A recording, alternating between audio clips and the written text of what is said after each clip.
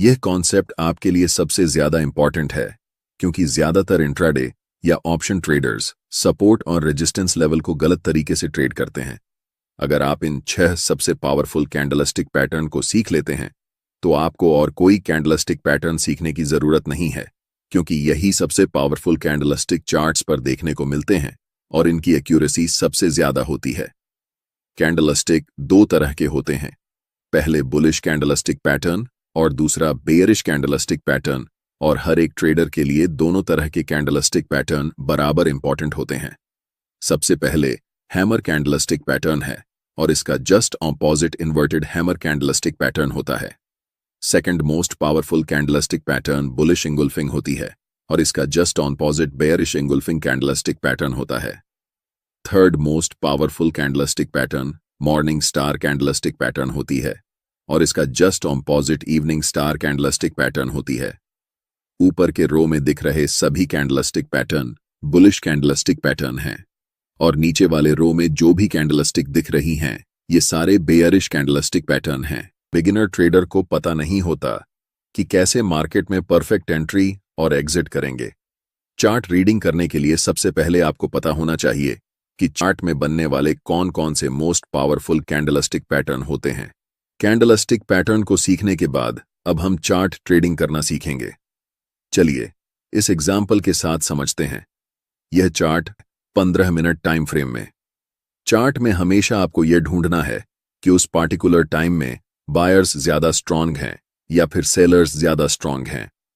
और यह कैसे हम डिसाइड करेंगे कि इस समय बायर्स और सेलर्स में से कौन स्ट्रांग है। इसके लिए हमें कैंडल के साइज को देखना होता है। यहां प्राइस जब ऊपर जा रही है तब बड़े बड़े स्ट्रांग ग्रीन कैंडल्स बनाते हुए ऊपर जा रही है, लेकिन जब प्राइस नीचे आ रही है तब छोटे छोटे रेड और ग्रीन मिक्स कैंडल्स बनाते हुए नीचे की ओर आती है। इसका सिंपल सा मतलब यही होता है कि बायर्स यहां पर स्ट्रांग हैं और सेलर्स कमजोर हैं। इसीलिए ऐसी सिचुएशन में हमें बाय साइड में पोजीशन प्लान करनी चाहिए। इस छोटे से डाउन ट्रेंड के बाद 3 बड़े बड़े ग्रीन कैंडल्स बनाते हुए प्राइस तेजी से ऊपर जाती है और ये 3 बड़े कैंडल्स हमें बताती हैं कि उस समय मार्केट में बायर्स बहुत ज्यादा मजबूत हैं। अंतिम कैंडल में एक लंबी अपर विक बनती है और वहां से प्राइस धीरे धीरे छोटे छोटे मिक्स कैंडल्स बनाते हुए कभी ग्रीन कभी रेड नीचे की तरफ आती है। यहां ध्यान देने वाली बात यह है कि जब प्राइस ऊपर जा रही थी तब सिर्फ 3 कैंडल्स में प्राइस ऊपर चली गई, लेकिन जब प्राइस नीचे की तरफ आती है तब धीरे धीरे स्मॉल कैंडल्स बनाते हुए नीचे आती है, जो हमें बताती है कि सेलर्स इस समय बहुत वीक हैं। ऐसी सिचुएशन में हम बाय पोजीशन के लिए प्लान करते हैं। ट्रेड में एंट्री के लिए हमें इंपॉर्टेंट रेजिस्टेंस लेवल को चार्ट्स पर ड्रॉ करना होगा। जैसे ही प्राइस बड़े ग्रीन कैंडल्स बनाते हुए रेजिस्टेंस लेवल के ऊपर क्लोज करती है तब हम ट्रेड में एंट्री लेंगे, जिसमें हमारा स्टॉप लॉस ब्रेकआउट कैंडल के लो के नीचे होगा और टारगेट स्विंग हाई या फिर 1:3 रिस्क रिवॉर्ड रख सकते हैं। यहां हम एक डाउन ट्रेंड के उदाहरण पर चर्चा करेंगे। डाउन ट्रेंड में अक्सर जब प्राइस नीचे आती है तब स्ट्रॉन्ग रेड कैंडल्स बनाते हुए नीचे आती है, लेकिन जब प्राइस रिकवर करती है तो धीरे धीरे छोटे छोटे कैंडल्स या मिक्स कैंडल्स बनाते हुए ऊपर की तरफ जाती है। इस सेटअप का मतलब यह होता है कि इस समय बायर्स बहुत कमजोर होते हैं और सेलर्स ज्यादा मजबूत होते हैं। इसलिए हमें ऐसी सिचुएशन में सेल साइड पोजीशन प्लान करनी चाहिए। इसी चार्ट में जब प्राइस अगली बार नीचे की तरफ जाती है तो बड़े बड़े रेड कैंडल्स बनाते हुए नीचे की तरफ जाती है, लेकिन जब प्राइस रिट्रेसमेंट में ऊपर की तरफ आती है तो छोटी छोटी रेड और ग्रीन मिक्स कैंडल्स बनाते हुए ऊपर जाती है। यह हमें बताता है कि बायर्स इस समय बहुत कमजोर हैं और सेलर्स बहुत ज्यादा स्ट्रांग हैं। इसलिए हम सेल साइड में पोजीशन बनाएंगे। ट्रेड में एंट्री के लिए सबसे पहले हमें इंपॉर्टेंट सपोर्ट लेवल को ड्रॉ करना होगा। जब भी प्राइस इस सपोर्ट लेवल को ब्रेक करके नीचे की तरफ क्लोज होती है तब हमें सेल साइड में एंट्री बनानी है। हमारा स्टॉप लॉस ब्रेकडाउन कैंडल के जस्ट अबव होगा और टारगेट स्विंग लो या फिर 1:3 रिस्क रिवॉर्ड रेशियो में होगा। साइडवेज मार्केट में हमारे लिए सबसे इंपॉर्टेंट होते हैं सपोर्ट एंड रेजिस्टेंस लेवल, क्योंकि यही ऐसे लेवल होते हैं जिन्हें प्राइस रिस्पेक्ट करती है। लेकिन ज्यादातर traders support and resistance level को गलत तरीके से इस्तेमाल करते हैं। मैं आपको एक एडवांस तरीका बताऊंगा जिससे आप इंट्राडे या ऑप्शंस ट्रेडिंग में सबसे ज्यादा एक्यूरेसी हासिल कर सकते हैं। स्क्रीन पर दिख रहा चार्ट 3 मिनट टाइम फ्रेम का है।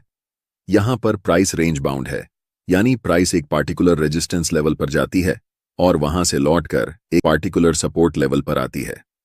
इन दोनों रेजिस्टेंस और सपोर्ट लेवल के बीच में प्राइस समय बिता रही है। अब ऐसी सिचुएशन में ट्रेडर्स के मन में कंफ्यूजन होता है कि उन्हें ब्रेकआउट में ट्रेड लेना चाहिए या फिर रेजिस्टेंस से सपोर्ट तक और सपोर्ट से रेजिस्टेंस तक ट्रेड लेना चाहिए। इस कॉन्सेप्ट के बाद आपके मन में यह कंफ्यूजन नहीं रहेगी, इसीलिए वीडियो को ध्यान से देखना। जब भी प्राइस बिना टाइम स्पेंड किए डायरेक्ट किसी भी इंपॉर्टेंट लेवल, चाहे वह रेजिस्टेंस हो या सपोर्ट एरिया, को ब्रेक करती है, ज्यादातर समय वह ब्रेकआउट फेल या ब्रेकडाउन फेल होता है। छोटे टाइम फ्रेम में जब हम ऑप्शंस या इंट्राडे ट्रेडिंग करते हैं तो यह एक ट्रैप होता है। जब प्राइस डायरेक्ट सपोर्ट लेवल को तोड़ती है तो हमें ब्रेकडाउन की ओर एंट्री नहीं लेनी चाहिए, बल्कि हमें उस समय सपोर्ट से रेजिस्टेंस तक ट्रेड में एंट्री करनी चाहिए और प्रॉफिट बनाना चाहिए। अब आपके मन में सवाल उठ रहा होगा कि प्राइस कब ब्रेकआउट या ब्रेकडाउन करती है। इसे पहचानना बहुत आसान है, ज्यादा मुश्किल नहीं। जब भी प्राइस को ब्रेकआउट या ब्रेकडाउन करना होता है तो वह इंपॉर्टेंट लेवल पर या उससे पहले बहुत सारा टाइम स्पेंड करती है, यानी उस लेवल पर कई कैंडल्स बनती हैं। इसके पीछे एक साइकोलॉजी होती है। ज्यादातर ट्रेडर्स सोचते हैं कि जब प्राइस सपोर्ट से रेजिस्टेंस तक या रेजिस्टेंस से सपोर्ट तक जाती है तो इस बार भी ऐसा ही होगा, लेकिन उनके लिए यह एक ट्रैप होता है। प्राइस वहां ज्यादा टाइम इसलिए स्पेंड करती है ताकि बड़े ट्रेडर को लिक्विडिटी मिल सके।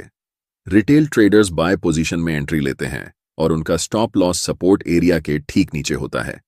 जैसे ही प्राइस इस सपोर्ट एरिया को तोड़ती है, उन सभी रिटेल ट्रेडर्स का स्टॉप लॉस हिट होता है और प्राइस स्ट्रांगली बड़े बड़े रेड कैंडल्स बनाते हुए नीचे निकल जाती है।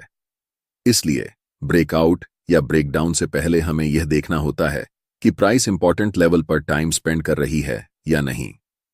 अगर प्राइस ऐसे लेवल पर टाइम स्पेंड करती है और तब ब्रेकडाउन या ब्रेकआउट करती है तो हमें ब्रेकआउट या ब्रेकडाउन ट्रेड में एंट्री लेनी चाहिए। यह कॉन्सेप्ट आपके लिए सबसे ज्यादा इंपॉर्टेंट है, क्योंकि ज्यादातर इंट्राडे या ऑप्शन ट्रेडर्स सपोर्ट और रेजिस्टेंस लेवल को गलत तरीके से ट्रेड करते हैं। इसलिए मैंने इस कॉन्सेप्ट को डिटेल में समझाया है। ट्रेड में एंट्री करने के लिए आपका स्टॉप लॉस टाइम स्पेंड करने वाली कैंडल के ऊपर होगा और टारगेट स्विंग लो या 1:3 रिस्क रिवॉर्ड रेशियो हो सकता है।